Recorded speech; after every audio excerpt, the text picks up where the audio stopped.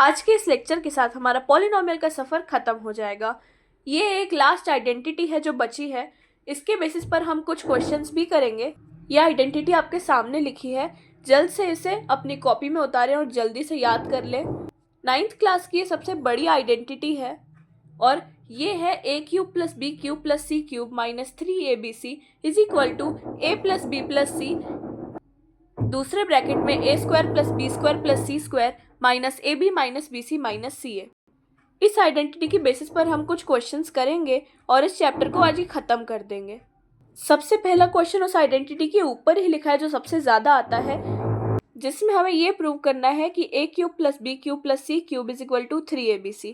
आइए देखते हैं ये कैसे प्रूव होता है। आइए समझते हैं ये कैसे होता है। सबसे पहले हमने पूरी आइडेंटिटी लिख ली। जैसा कि हम जानते हैं क्वेश्चन में दिया है if a plus B plus c is 0, तभी हम इसे प्रूव कर सकते हैं। जैसा कि आप जानते हैं हमने a प्लस बी प्लस सी की जगह 0 लिख दिया है। 0 से हम कुछ भी इंटू करेंगे तो वो 0 ही आएगा। तो हमने 0 से पूरे बचे हुए RHS को मल्टीप्लाई कर दिया और मल्टीप्लिकेशन के बाद राइट हैंड साइड पूरी 0 हो गई। अब क्योंकि राइट हैंड साइड पूरी 0 हो गई तो हमने लेफ्ट हैंड साइड के इस माइनस 3abc को उधर ले गए, वहां जाके ये प्लस में हो गया और इसी तरह 4 स्टेप में ये पूरा क्वेश्चन खत्म हो गया। ये 2 से 3 मार्क्स में आता है और ये बहुत ही ईजी क्वेश्चन है जहाँ हमें केवल a प्लस बी प्लस सी की जगह 0 रखना है, उसको RHS से पूरा 0 हो जाएगा और हमें माइनस 3abc को राइट हैंड साइड पर लेके जाना है। इसी तरह हमने ये क्वेश्चन किया। अब इस आइडेंटिटी के बेस पर हम और भी क्वेश्चन करेंगे।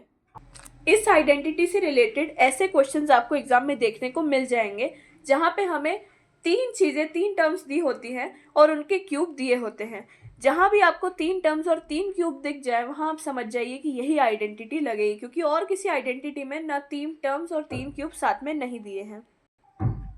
देखते हैं अब ये कैसे होता है।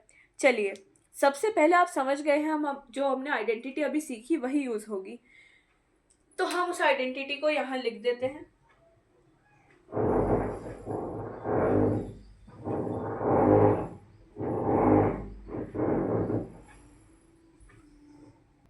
आइए अब मैं इस क्वेश्चन को आपको समझाती हूँ। आपको सबसे पहले ऐसी आइडेंटिटी के क्वेश्चन आने पर a प्लस बी प्लस सी करके देखना है। आपको सबसे पहले a प्लस बी प्लस सी करके देखना। इस आइडेंटिटी में सबसे यूजफुल है a प्लस बी प्लस सी होता है। जब भी आपको ये 3 टर्म्स और 3 क्यूब्स दिख जाए, आपको सबसे पहले ये क्यूब्स को छोड़ के इन लोगों को प्लस या माइनस करके देखना है कि ये 0 बनता है क्या। आपको इस पूरे -12 को लेना है, -12 प्लस 7 प्लस 5, ये पूरा बन के 0 बनता है। हमने अभी समझा कि अगर a plus B plus c 0 है तो a cube plus B cube plus C cube is equal to 3abc, जो कि हमने अभी अभी पूरा सॉल्व किया।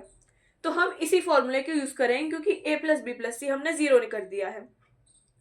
इसी के साथ हम इस फॉर्मूले को यूज करते हुए 3 इंटू a b और c की वैल्यू रख के इसे निकाल लेंगे। इसी के साथ मैं आपको दूसरा भी करके दिखाती हूँ ये होता कैसे है। ये सेम लॉजिक से यहाँ भी a cube plus B cube plus C cube 3abc के बराबर आ जाएगा। तो आपको बस a b और c, यहाँ भी आप देख सकते हैं 28 माइनस 15 माइनस 13, मतलब 28 माइनस 28 0 बन जाएगा। तो ये आपका जो पूरी वैल्यू है ये 0 हो जाएगी और यही फॉर्मूले को यूज करेंगे हम। आइए अब इसे पुट करते हैं। बस इसी के साथ आपका क्वेश्चन खत्म। यहाँ आपको बस इसे सॉल्व करना है और इसी के साथ आपके चैप्टर का ये जो लास्ट टॉपिक था ये भी हमने बड़ी आसानी से ख़त्म कर दिया है। अगर आपको इसमें अभी भी डाउट है तो आप कमेंट कीजिए, मैं इससे रिलेटेड और क्वेश्चंस ज़रूर लाऊंगी। बाकी अभी के लिए thank you so much for this support. आगे भी मेरी वीडियोस में इसी तरह बने रहें। इसके बाद मैं अगला चैप्टर शुरू करूँगी, कोऑर्डिनेट ज्योमेट्री। हम लाइन से चलेंगे NCERT के। आपको किसी भी चैप्टर में कोई भी डाउट हो आप प्लीज़ मुझसे पूछें, मैं आपकी पूरी हेल्प करूँगी। Thank you.